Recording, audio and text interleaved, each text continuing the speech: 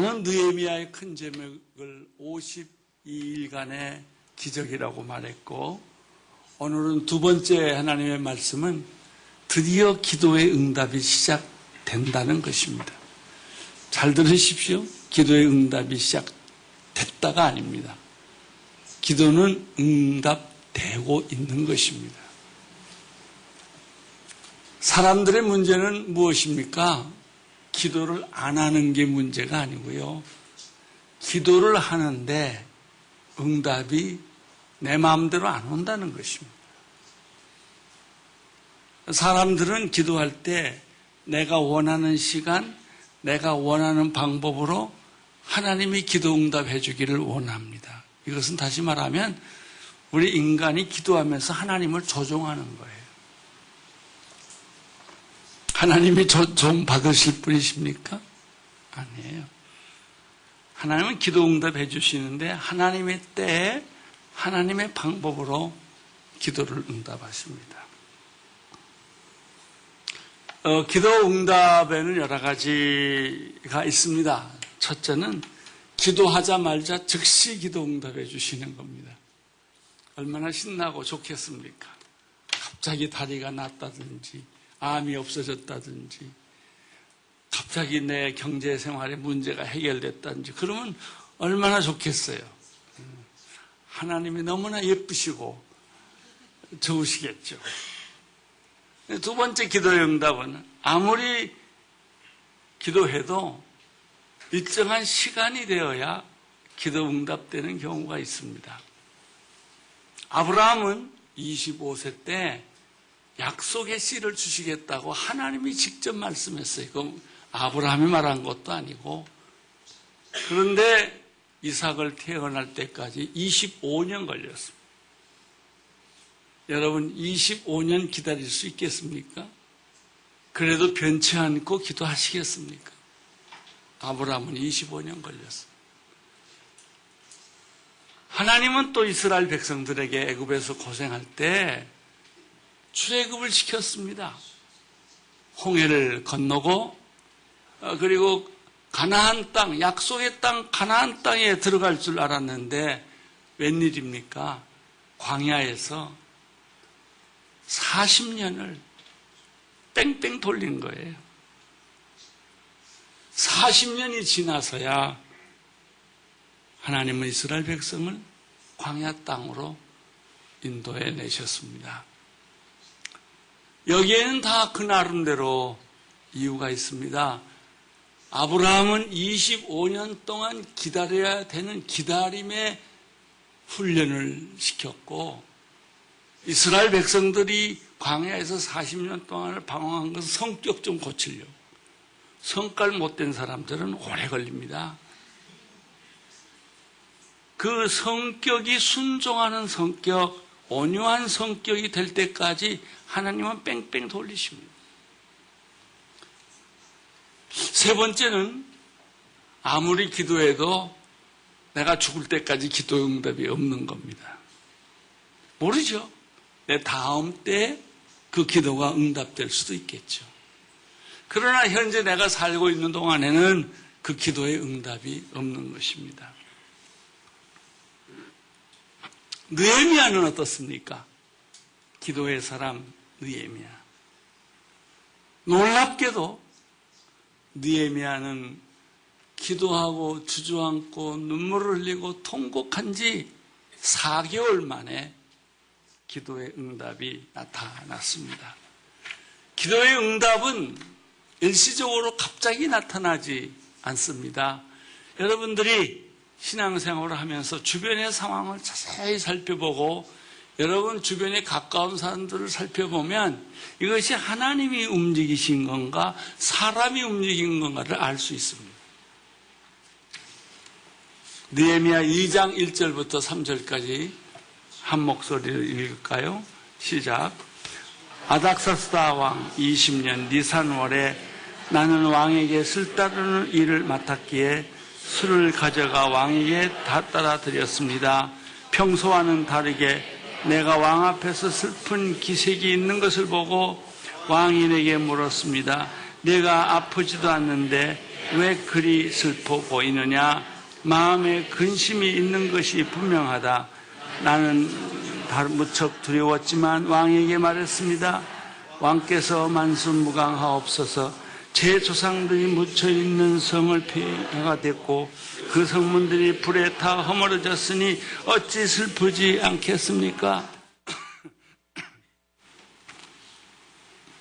세 절에서 그냥 스토리 같지만 눈을 크게 뜨고 마음을 열고 보면 하나님의 응답의 표징이 많이 나타나요. 어떤 사람은 기도의 응답이 아니라고 말할 수 있어요. 그러나 하나님의 사람은 하나님이 움직이기 시작했구나라고 하는 사실을 알게 됩니다. 느헤미야는 마음이 찢어지고 아프고 하루빨리 예루살렘, 불탄 예루살렘, 폐허된 예루살렘으로 돌아가서 성을 건축하고 싶은 조바심이 있었지만은 느헤미야의 배울 점이 뭐냐? 하나님이 움직이시기 전에는 나는 안 움직인다. 말이 쉽지요? 참 어렵습니다. 잘 참다가 힘들면 이 사람 찾아가고 저 사람 찾아가고 은행 찾아가고 권력 있는 사람 찾아가는 유혹이 얼마나 강한지. 조바심이 날도록 그런 유혹은 많습니다. 그러나 느헤미야는 하나님이 움직이신다는 사인을 보기 전에는 느헤미야는 움직이지 않습니다. 이게 기도의 사람입니다.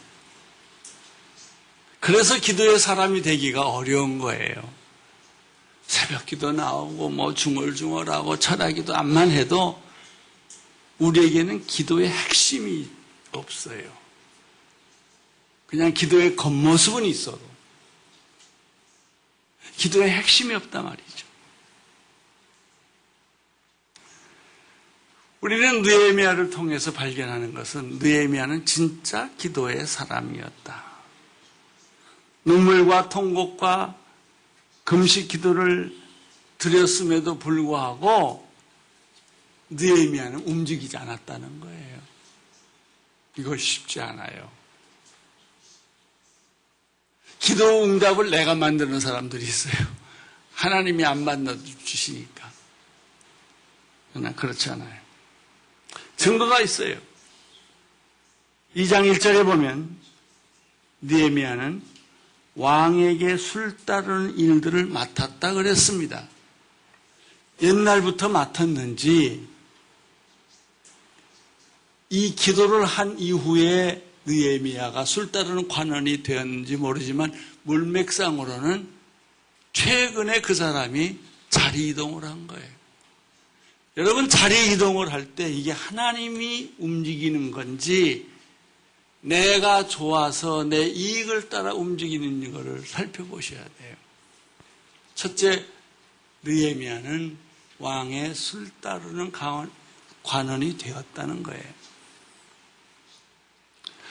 술 따르는 자는 단순히 자기가 술을 먼저 보고 독이 없으면 왕에게 드리는 사람보다 더 큰 사람입니다. 다시 말하면 술과 음식을 먹을 때 맞상대가 되는 사람입니다. 말생대가 됐단 말이죠. 그러다 보면 국정을 논하게 되고 정보를 전해주게 되고 그래서 굉장히 중요한 위치에 있는 사람이에요. 이것이 하나님이 만드신 환경이에요. 술 따르는 관원이 안 됐다면 어찌 왕하고 이렇게 얘기할 기회가 있겠습니까? 두 번째, 이렇게 술을 따르고 있었는데 느헤미야가 먼저 말하지 않았어요. 왕이 먼저 느헤미야의 얼굴을 보고 슬픈 기색이 있는 것을 발견하고 그 이유를 물었다는 거예요.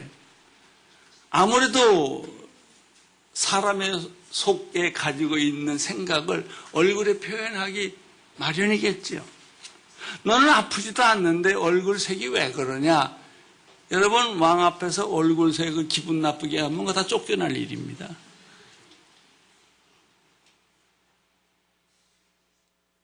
이것이 기도의 응답이 아닙니까? 왕이 먼저 물어봤다는 거예요. 너 무슨 문제가 있냐? 느헤미야는 계속해서 수동적으로 나갑니다. 느헤미야가 사실 이 1장 1절에서 보면 고국을 떠난 지가 기스루월이라고 돼 있어요. 아닥사스 왕 기스루월에 이 소식을 들었어요.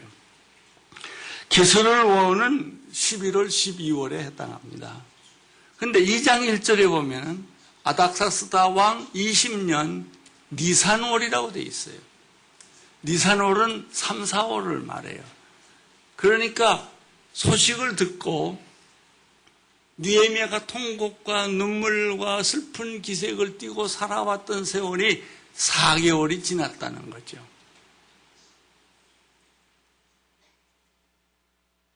사람의 마음이란 다 얼굴에 나타나게 돼 있습니다. 어떤 사람은 행동하고 싶은데 참고, 말하고 싶은데 참고, 소리 지르고 싶은데도 참고, 계속 참는 그런 사람이 있어요. 느헤미야가 그런 사람이었어요. 말하고 싶은데 참고, 조바심이 난데 참고, 왕이 옆에 있는데도 참고. 사람이 참으면 하나님이 움직입니다. 하나님이 움직이기 시작했습니다. 느헤미야의 기도를 하나님이 다 들으시고 필요한 때에 움직이기 시작하신 것입니다. 왕이 먼저 느헤미야가 슬픈 기색을 띠는 것을 알아보았습니다. 사람의 얼굴에는 영성이 그대로 나타나 있습니다. 어떤 설교자나 어떤 크리스찬들은 보면요, 똑똑하고 아는 것은 많은데 그 얼굴을 쳐다보면 기도하는 것 같지가 않아요. 기도하는 모습이 그 얼굴에 없어요. 이런 사람들은 말이 많고, 이런 사람들은 영적으로 굉장히 바닥에 가 있는 사람이에요. 또 어떤 사람은 열정이 있고 교회 사역은 열심히 하고 능력도 있는데 겸손하지 못한 사람이 있어요. 자기가 하는 일을 까발리고 광고하고 알아주라고 말하고 열정을 많은데 이런 사람은 주로 오바를 잘합니다. 자기 수준을 자꾸 넘어서는 거예요. 한마디로 말하면 지혜가 없는 사람이죠. 또 어떤 사람은 기다리지 못하고 조급증에 걸려있는 사람이 있습니다. 이런 사람일수록 일을 앞질러 행하고 말도 앞질러 말하고 때를 분별하지 못한 사람이에요. 지혜롭지 못한 사람이지요. 여러분의 얼굴은 어떤 표정이에요? 돈을 사랑하는 사람은 꼭 얼굴이 100원짜리 동전같이 생겼죠. 하루 종일 돈을 묵상하니까. 술을 묵상한 사람은 술꾼이에요. 그냥 코가 빨갛고 술 없으면 못 사는 사람. 여러분, 자기 마음에 생각하는 대로 얼굴은 거짓 없이 표현하는 거예요. 나를 사랑하는지 겉으로 쇼하는 것인지 다 사람은 알게 돼 있어요. 느헤미야는 어떤 사람입니까? 왕 바로 옆에 있었음에도 불구하고 그는 침묵하고 기다리고 하나님이 움직이시기 전까지 말을 안 했다는 거예요. 여기에서 우리는 느헤미야에게서 셋째, 지혜롭고 용기롭고 준비된 사람이라는 것을 알 수 있습니다. 느헤미야 2장 4절을 같이 읽겠습니다. 시작. 왕이 내게 물었습니다. 네가 무엇을 원하느냐? 네, 여기 보면 이제는 느헤미야가 급한 게 아니라 왕이 조급해졌어요. 왕이 자꾸 물어보는 거예요. 네가 얼굴이 색이 이상한데 반드시 너 마음에 무슨 고민이 있구나. 그걸 당장 얘기하라는 거예요. 느헤미야는 주저하지 않고 용기를 냈어요. 용기라는 것은 이럴 때 필요한 것이죠. 우리는 용기를 안 낼 때 용기 내고 용기 내야 될 때는 비겁하게 숨어버리죠. 느헤미야는 비록 왕 앞에지만 신하가 왕 앞에 먼저 말하는 법이 없어요. 그래서 두려워하는 거예요. 그렇지만 이 느헤미야는 평소에 기도하면서 준비를 많이 했기 때문에 왕이 묻자마자 청산유수로 대답을 한 거예요. 네가 뭘 원하느냐? 내가 예루살렘으로 돌아가기를 원합니다. 준비된 사람은 언제 어느 때나 대답할 수 있는 사람입니다. 준비된 사람은 용기 있는 사람입니다. 다 준비가 되어 있기 때문에 서슴지 않습니다. 침묵할 때도 있지만은 때가 되면 용기 있게 말을 합니다. 1장 5절을 보십시오. 시작. 왕에게 대답했습니다. 왕께서 기뻐하시고 종의 왕께 은총을 입었다면 왕께서는 저를 조상들이 묻혀있는 유다 땅으로 보내 그 성을 건축하게 하소서. 이게 엄청난 주문이에요. 왜냐하면 아닥사스 왕이 14년 전에 이거 캔슬했거든요. 성을 재건축한다고 해서 사람들이 모함을 해가지고 그 편지를 보고 이거 스톱해라. 이건 반란이다. 이렇게 해서 성이 다시 스톱을 했어요. 자기가 친서를 내린 거예요.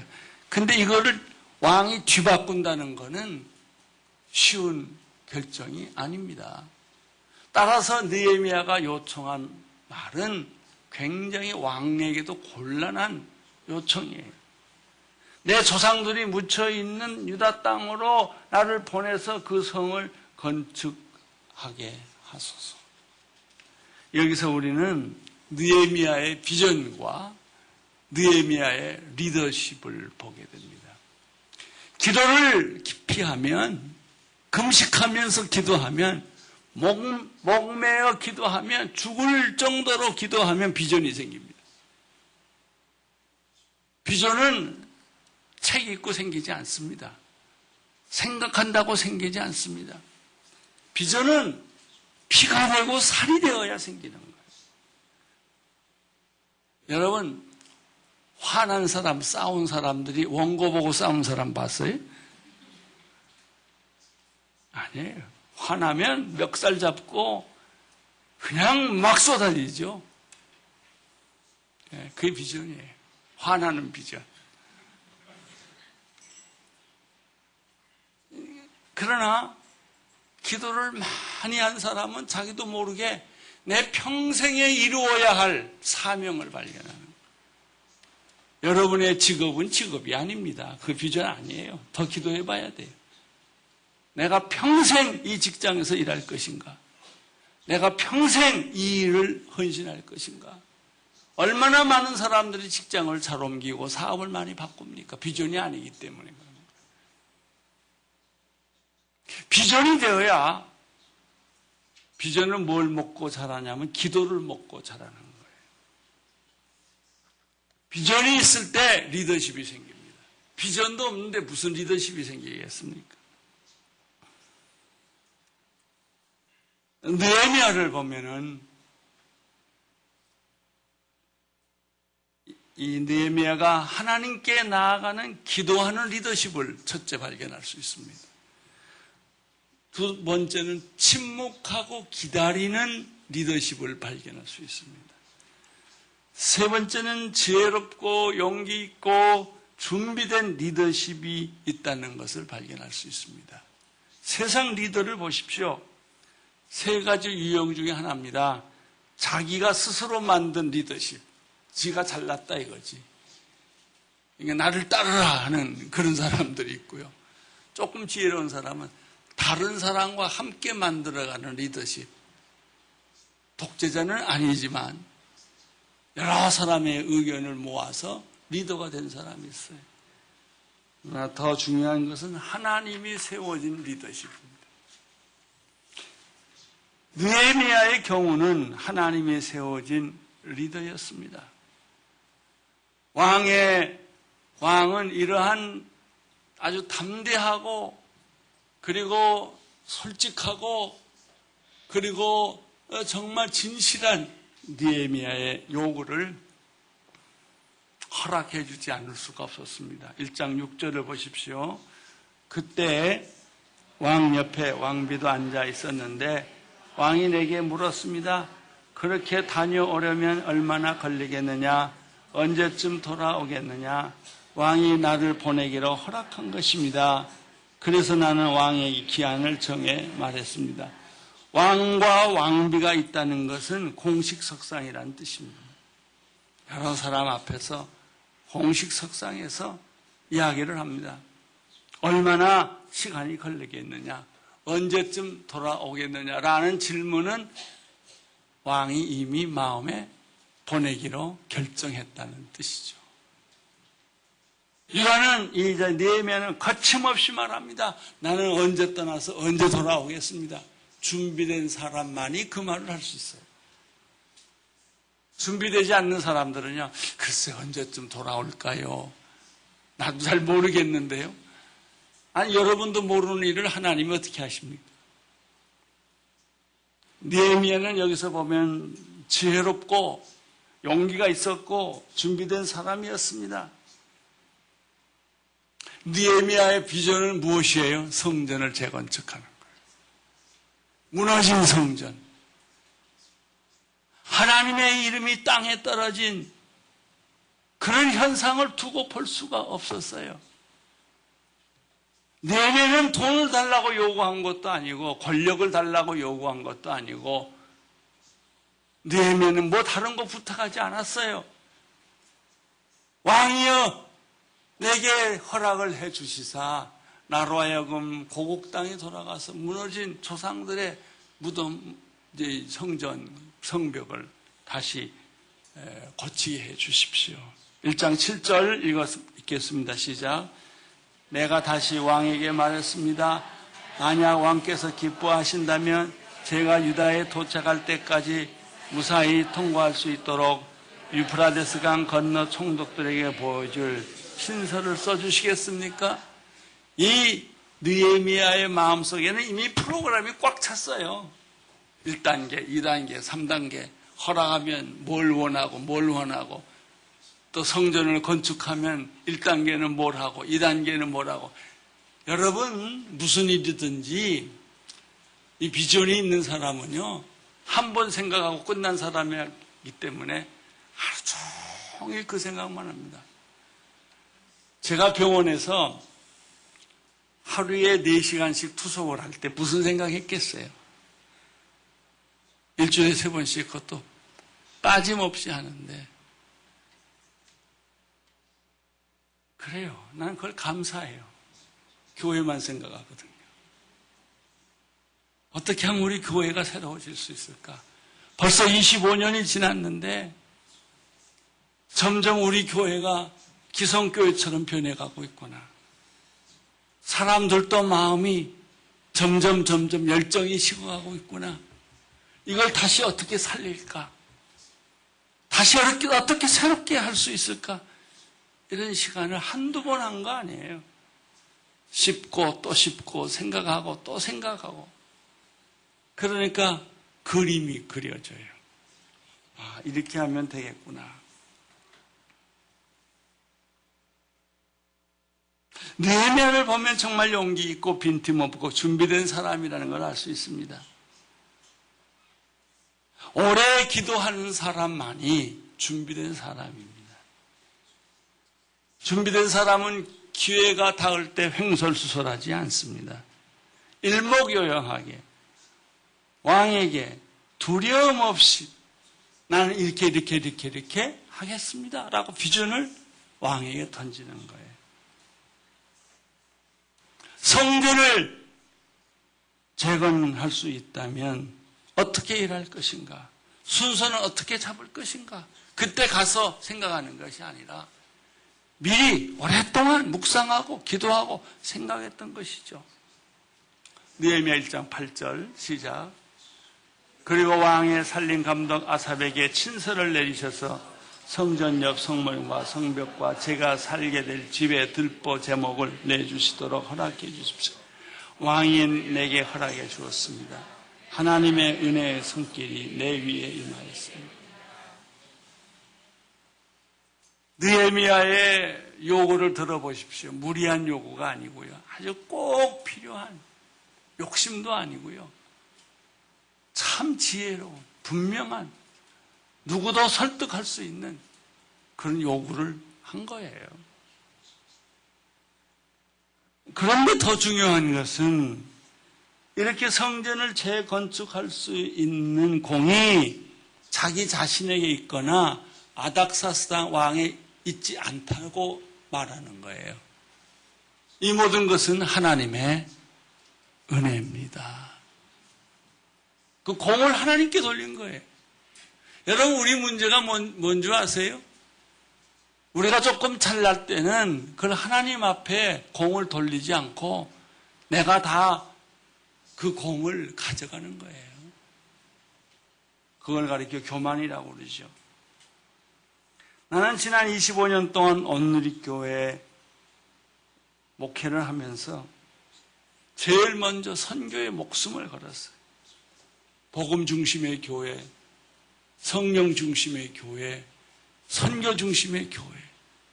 그래서 우리 교회는요, 지나치도록 선교합니다. 정상이 아니에요.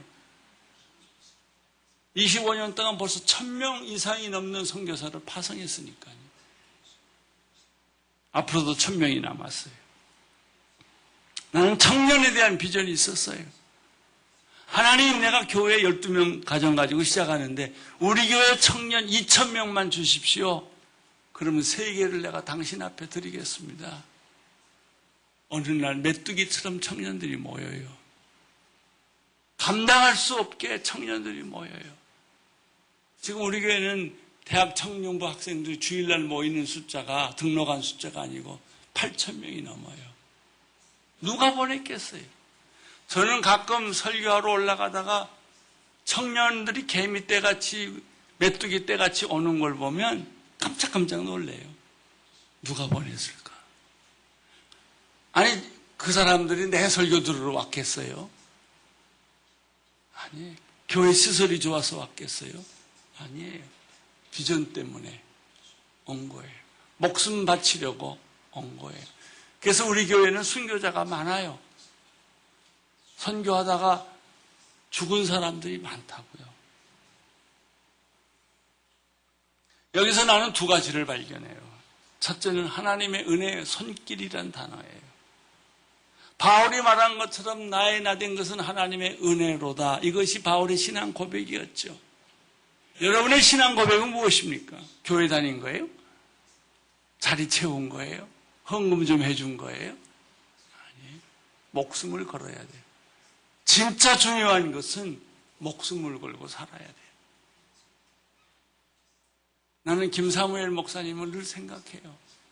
일본서 목회 잘하다가 북한 선교하러 서울에 왔다가 이라크 전쟁이 터져서 목사님 나 이라크로 보내주세요. 전쟁이 지금 한참 터지고 있는데 청년들이 다 유서 쓰고 갔어요.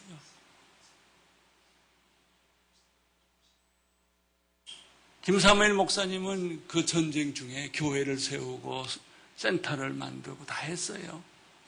그러다가 어느 날 내가 허리가 좀 아파서 서울로 돌아가야 되겠다고. 알고 보니까 백혈암이었어요. 한 달 만에 돌아가셨어요. 북한도 가보지 못하고. 그게 비전이에요. 저는 육성으로 그가 한 말을 아직도 기억해요. 그가 수술을 받고 눈을 떠니까 와싱턴이 보이는 게 아니고 바그다드가 보였다는 거예요. 그래 간호사에게 물어서 여기가 바그다드냐? 아닙니다. 와싱턴입니다. 아니야. 내 눈에는 바그다드가 보인다. 그것이 비전이에요. 이런 사람은 세상이 감당 못해요. 막지 못해요. 하나님의 은혜. 이 모든 것은 내가 한 것이 아니었습니다. 하나님이 하셨고 하나님이 이루셨고 하나님이 응답하신 것입니다. 느헤미야의 마음속에는 이런 하나님에 대한 응답, 하나님에 대한 생각이 가득 차 있기 때문에 이런 말을 내뱉을 수가 있어요. 생각하면 이런 말이 안 나와요. 두 번째, 더 중요한 것이 있어요.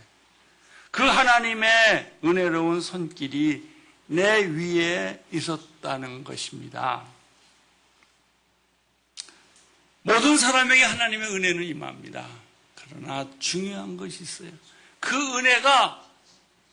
은혜의 손길이 내 위에 있었다라는 확신이에요. 이것은 이루어진 것이 아니에요. 느헤미야는 하나님이 응답하는 걸 보시고 믿음이 어디까지 갔냐? 끝까지 가버렸어요. 하나님의 은혜의 손길이 내 위에 있었다. 강력한 확신이요, 분명한 비전입니다. 오늘 우리에게 필요한 것은 믿음이 없는 게 아니라 믿음의 확신이 없는 거예요. 미래가 안 보이는 것이 아니라 미래를 현재처럼 보는 눈이 없는 거예요. 그러니까 현재 일어나고 있는 모든 사건에 대해서 울고 불고 기뻐하고 슬퍼하고 왔다 갔다 하고 얼굴이 칠면조처럼 변하는 거예요. 우리에게 필요한 게 뭐예요? 하나님의 은혜의 손길은 내 머리 위에 있다 라는 확신이에요. 여러분, 오늘 교회에 미래에 대한 비전이 있으십니까? 여러분 인생의 미래에 대한 비전이 있으십니까? 하나님의 은혜의 손길이 여러분에게 있다는 사실을 여러분 의심하지 않고 믿을 수 있겠습니까? 나는 돈 한 푼도 없어요. 나는 건강도 없어요. 나는 가지고 있는 것이 아무것도 없지만 하나님이 이 비전을 나에게 주셨다면 하나님의 은혜의 손길이 내 머리에 있었다. 여러분, 하나님의 자녀가 이미 되었습니다. 예수님을 믿음으로 우리는 하나님의 자녀가 이미 될 것이 아니에요. 되었습니다. 우리는 믿음으로 구원을 이미 받았습니다. 받을 게 아니에요. 사망에서 생명으로 옮겼습니다. 우리는 의롭게 되었습니다. 우리는 믿음으로 모든 가난과 저주가 내 인생에서 물러갔습니다. 나는 십자가의 보혈로 치유되었습니다. 나는 나의 정욕을 십자가에 못 박았습니다. 내 자아는 죽었습니다. 나는 분명히 천국을 갈 것입니다. 내가 하는 일에는 하나님의 은혜의 손길이 있습니다. 할렐루야. 이런 믿음과 이런 고백이 있을 때 잠깐 치는 파도는 두려운 것이 아닙니다. 잠깐 부는 태풍은 태풍이 아닙니다. 이 확신은 믿음을 가져오고 이 믿음은 비전을 만드는 것입니다. 이러한 확신과 믿음이 있을 때 무슨 일이 일어납니까? 기적이 일어납니다. 이제부터 느헤미야의 앞길에는 불가능의 벽을 넘어서서 원수들의 모함을 넘어서서 기적같이 하나님의 능력이 나타나는 것을 보게 됩니다. 느헤미야를 통해서 이러한 믿음이 불같이 여러분의 마음에도 오늘 접붙여지기를 바랍니다. 저도 가끔 그렇습니다. 몸이 아프면 얼마 전에도 그랬는데요. 혈압이 80까지 내려가서 투석하는 도중에 도저히 투석을 받을 수가 없어서 30분 전에 뺐어요. 하루 종일 혈압이 80 머물기 때문에 우선 걸을 수가 없어요. 그리고 말이 자꾸 새요. 헛나가고. 그때 마침 제가 홍정기 목사님하고 점심 약속이 있어서 홍 목사님은 나를 만나려고 나고야에서 4시간 차를 타고 왔어요. 안 만나겠다고 할 수가 없어서 만났더니 홍 목사님이 아주 기절할 만큼 놀라시더라고요. 다 죽어가는 줄 알고. 그럴 때도 있어요. 너는 아프다가 죽을 거야. 너는 내가 준비한 일들이 다 없어질 거야. 이런 시험이 왜 제게도 없겠습니까? 그러나 이런 시험을 가지고 제가 25년 동안 온누리교회를 해온 거예요. 하루도 이런 시련이 없은 때가 없었고 위기가 없은 때가 없었던 거예요. 제가 멀쩡하게 걸어 다니지만은 사실은 그런 아픔이 있었던 것이죠. 무엇이 나를 여기까지 오게 했겠습니까? 하나님의 은혜입니다. 하나님의 은혜의 손길이 내게 있었기 때문에 나는 죽지 않고 여기까지 살아온 거예요. 앞으로도 마찬가지입니다. 나는 안 죽어요. 걱정하지 마세요. 이 믿음이 없었더라면 내가 견뎌냈겠습니까? 사랑하는 성도 여러분, 25년 전에 온누리교회를 시작할 때와 지금을 비교하면 환경이 너무나도 많이 변했습니다. 그러나 비전은 변하지 않았습니다. 느헤미야가 성전을 재건하는 비전을 가진 것처럼 우리의 비전은 변하지 않습니다. 비록 세상의 환경이 변했지만 우리의 비전은 더 강렬하게 빛을 낼 것입니다. 하나님의 축복이 여러분에게 함께 하시기를 축원합니다.